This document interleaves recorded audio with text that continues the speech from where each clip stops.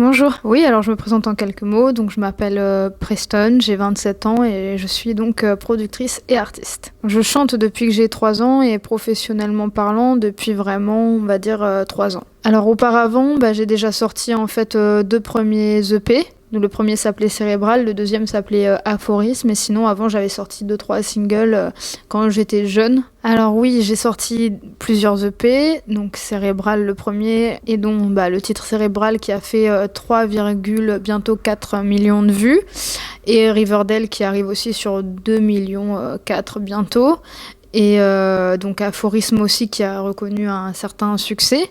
J'ai préféré partir sur des EP parce que déjà ça a un coût et que honnêtement je suis quelqu'un de très perfectionniste et je veux toujours que la musique soit aussi qualitative que mes clips. Donc vu que j'étais totalement en fait en indé et que je produisais tout, déjà c'était très difficile financièrement de sortir d'entrée de jeu un album. En plus de ça, avec justement l'image de télé-réalité et l'étiquette qu'on m'a collée pendant longtemps, les gens étaient assez sceptiques. Donc je préférais en fait montrer que j'avais fait en fait des EP en fait et pouvoir les sortir en single pour perdurer dans le temps et montrer que ce n'était pas qu'un kiff passager de sortir un morceau. Et l'album, justement, il va arriver après mon 3e EP qui est Phoenix et qui arrive d'ailleurs prochainement.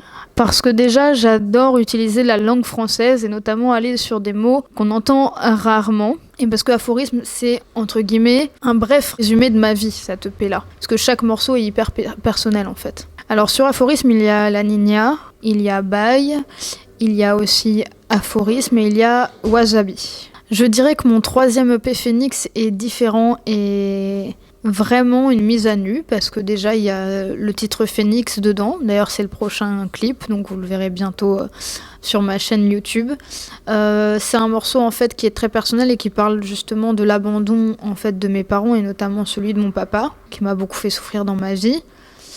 Et donc je dirais que c'est aussi une renaissance. Cette EP, c'est accepter justement aussi mon passé, que j'ai pas forcément accepté jusqu'à maintenant, parce que quand on est abandonné, c'est toujours très difficile, on se sent jamais vraiment à la hauteur. Je pense passer un grand cap dans ma vie et j'ai accepté justement de vivre avec ces blessures-là, et donc j'ai beaucoup plus de facilité à en parler, et je voulais en parler justement à travers ma musique, puisque c'est là-dedans que je mets mes émotions et que je les fais ressentir. Donc déjà, rien que pour ça, il est différent. Et ensuite, je pense aussi qu'on me voit d'une façon beaucoup plus naturelle et que j'élargis un petit peu mon univers. Pour la réalisation de mes clips, en fait, je fais appel à un de mes meilleurs amis qui s'appelle Bastien Sablé. Et en fait, c'est une belle histoire parce que Bastien, on a commencé ensemble sur Cérébral.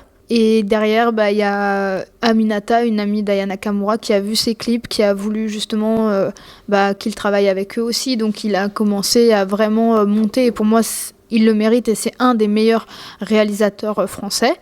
Et c'est mon ami et on a une vraie alchimie ensemble. Ça s'explique pas, mais on est toujours d'accord. On sait où on emmène justement mon projet.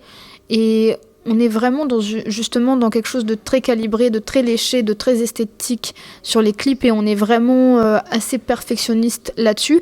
Et je pense que c'est ça aussi qui fait que je me démarque des autres artistes en France. Et justement aussi, on ne peut pas dire que j'ai fait juste un petit projet musique après la télé-réalité comme ça. Je veux dire, rien n'est laissé au hasard. Et on se donne vraiment les moyens d'avoir un vrai et beau projet et justement d'avoir notre place dans le paysage musical français. Je me rends pas forcément compte en fait de mon succès. C'est très bizarre. Même quand je m'écoute, j'ai jamais l'impression que c'est moi. Quand je regarde mes clips non plus, je pense que en fait c'est limite la productrice qui a pris peut-être un peu le dessus sur l'artiste. C'est ça aussi qui fait que quand on m'a dit non ou qu'on a refusé des choses, je l'ai peut-être moins pris à cœur parce que justement j'essaye d'avoir les pieds assez sur terre et de prendre du recul là-dessus. Et ça me permet aussi d'avoir une vision différente. Donc c'est assez particulier. Après ça fait toujours plaisir d'avoir une fanbase qui s'agrandit tous les jours, de voir que les gens sont là, qui sont au rendez-vous, qui continuent de soutenir, qu'il y a des gens qui me découvrent aussi tous les jours, qui ne savaient pas du tout qu'après la télé-réalité, je faisais de la musique, qui admirent ça, alors qu'ils n'admiraient pas forcément mon image en télé-réalité.